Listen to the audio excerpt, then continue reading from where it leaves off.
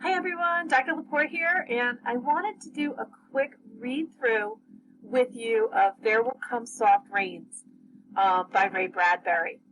And before we do this, I just wanted to point out that this is an interesting story and it's also quite old. Okay, so I think this was published in the 1950s for the first time, and it's something that takes a lot of thinking. You'll notice at the top it talks about Litzy investigation, and this just comes from the publication, and it's talking about irony. Okay, and irony is humor's dark, moody cousin. So what that actually means is we know what humor is. We know what things are funny, but this isn't funny like haha. This is like, I don't know, it's sort of an uncomfortable, kind of flip-flopping of things. So let me go ahead and read this, and I'm going to pause periodically to talk to you about the book, just to make the story, to make sure that you're comfortable with it. So, here we go. In the living room, the voice clock sang tick-tock, 7 o'clock. Time to get up, 7 o'clock. As if it were afraid that nobody would. The morning house lay empty. The clock ticked on, repeating its sounds into the emptiness. 7-9, breakfast time, 7-9.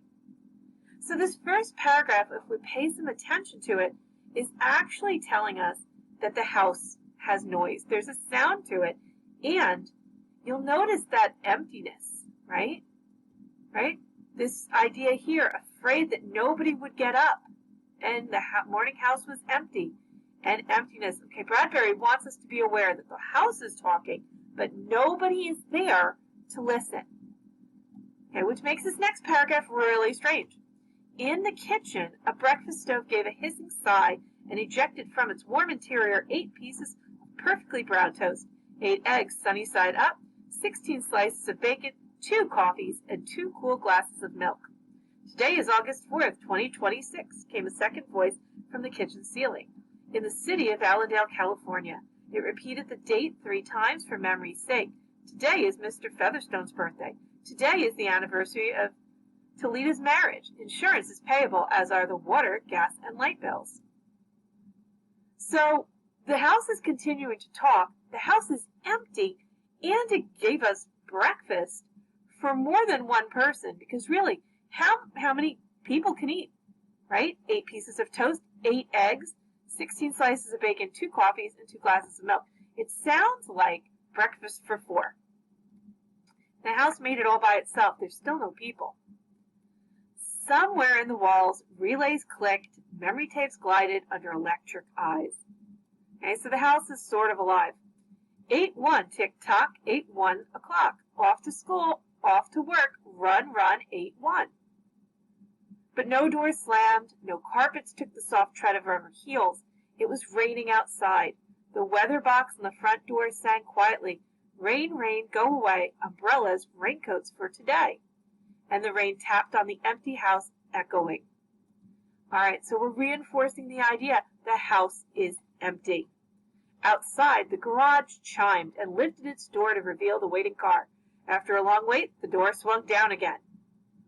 So this whole first area, we've got this big idea up here. The house is talking, but it's empty. Breakfast is cooked by the house, but not served to anyone. It's August 4th, 2026, which is sort of funny to us because it's 2020. 2026 seems a million years away from now, and also not that far. But this was written in the 1950s, a very long time ago, and you can see that Bradbury is predicting that houses were going to work automatically. So the house keeps telling us what's going on. 8-1, it tells us it's time for us to go to work and to go to school. And even the garage door opened, the car was waiting, and then the door closed because, it was done. Here we go again. At 8:30, the eggs were shriveled, and the toast was like stone. An aluminum wedge scraped them into the sink where hot water whirled them down a metal throat, which digested and flushed them away to the distant sea. The dirty dishes were dropped into hot water and emerged twinkling dry. Okay, so here we hear something where the house is being alive, right? So we have a metal throat. The house cleaned up breakfast that wasn't eaten. House is still empty. 9:15 sang the clock, time to clean. Out of the warrens in the wall, tiny robot mice darted. The rooms were acrawl with the small cleaning animals, all rubber and metal. They thudded against the chairs, whirling their mustached runners, kneading the rug nap, sucking gently at hidden dust. Then, like mysterious invaders, they popped into their burrows. Their pink eyes faded. The house was clean. 10 o'clock. The sun came out from behind the rain. The house stood alone in a city of rubble and ash. This was the one house left standing. At night, the ruined city gave off a radioactive glow, which could be seen for miles. All right, let me pause there a second. So it's now 10 a.m. The house woke up, but nobody was in it. The house made breakfast, but nobody ate it. The house told people to go to school and to go to work, but nobody went. The garage door opened, the garage door closed. The breakfast sat uneaten, so the house cleaned it up. And then it was time to clean, and the house cleaned itself. And then at 10 o'clock, the sun came out. We find out the house is alone in a city of rubble and ash. It's the only house alone. And at night, the city gives off this radioactive glow, which tells us that something terrible has happened. There's one house standing, and it glows at night. What do you think that might be? Especially thinking back to the 1950s and the biggest fears back then. All right, continuing on.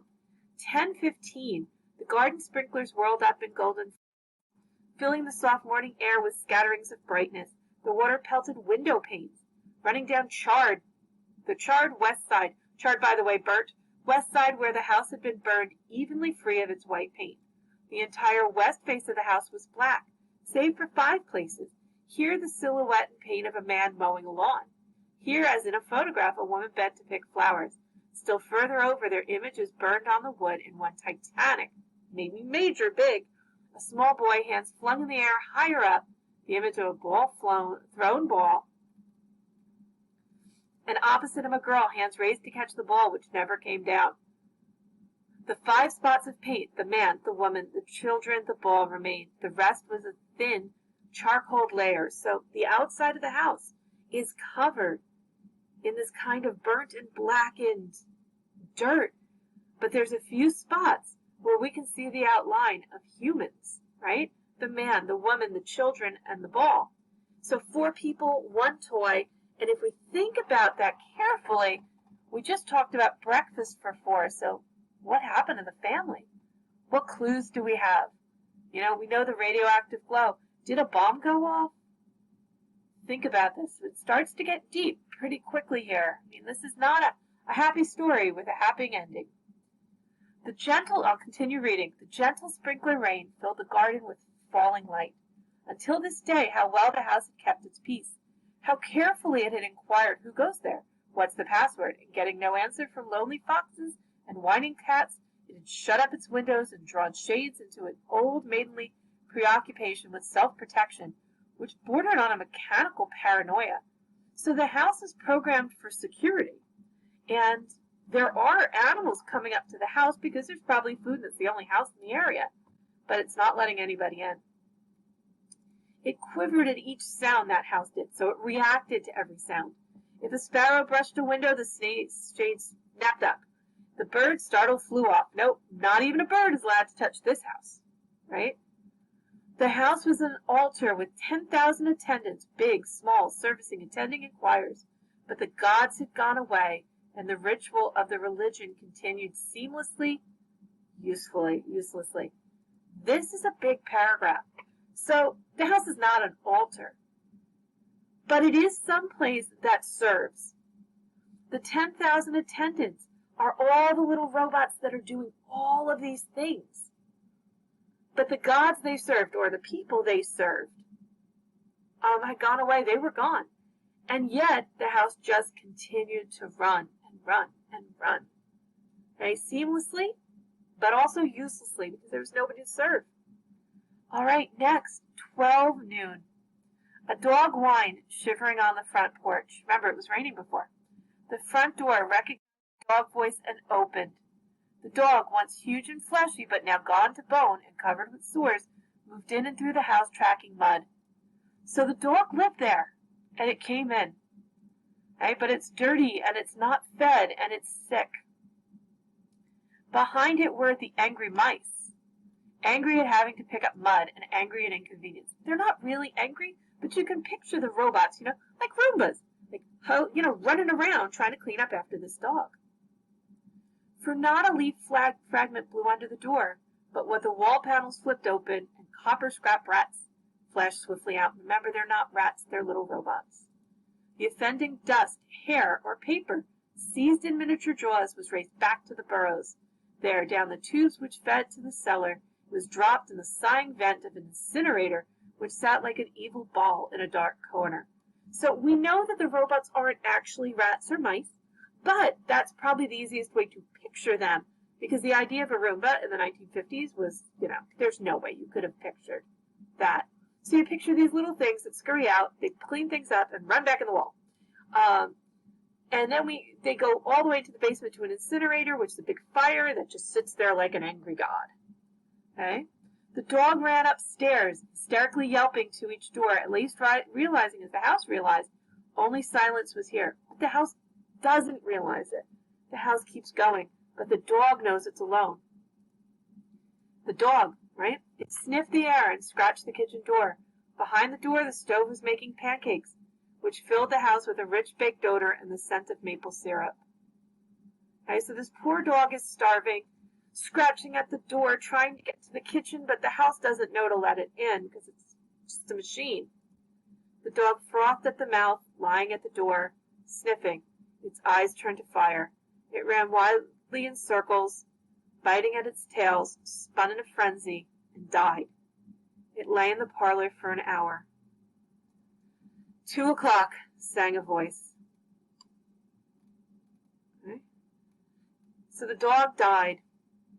The house cleaned it up. The dog could have eaten the food the house was producing, but the house as a machine didn't know to do that. All right, continuing on. Okay. Delicately sensing decay, the regiments of mice hummed out. 2:15, the dog was gone in the cellar. The incinerator glowed, and a whirl of sparks leapt up the chimney. 2:35, bridge tables sprouted from patio walls. Playing cards showed up, right? Look, there's martinis and drinks and egg salad sandwiches and music, but nobody uses it, right? At 4 o'clock, they go away. At 4:30, the nursery where the children live wakes up, and the animals show up on the walls, right? And so there's films and just things to make the children happy and dazzle them, right? It was a children's hour at 5 o'clock. The bathroom got ready and filled the tub. 6, 7, 8. Dinner shows up. Dinner gets cleaned. 9 o'clock, the beds wake up, right? 9:05, a voice speaks from the ceiling. Mrs. McClellan, which poem would you like? She never answers, right? And the house decides to pick a poem, right, at random, and picks one that it thinks that the homeowner likes. And remember, your Siri, your Google Home, your Alexa knows what you like. And the poem says, there will come soft rains and the smell of the ground, and swallows circling with their shimmering sound, and frogs in the pools singing at night. Robins will wear their feathery fire, whistling their whims on a low fence wire, and not one will know of war, not one will care at last when it's done. Not one would mind, neither bird nor tree, if mankind perished utterly, and spring herself, when she woke at dawn, would scarcely know that we were gone. And that's really what this is about, right? So the fire comes on, the house begins to die, and then the house catches fire, it's ablaze, and it disappears. And it ends with the house trying to save itself, right? So it talks about the fire consuming the house, which has already been emptied. And it talks about everything that disappears. Okay? So I'm going to come back in a minute. Let me stop this recording. But I'm going to do a second one that wraps this up. Okay? So stay tuned and play part 2.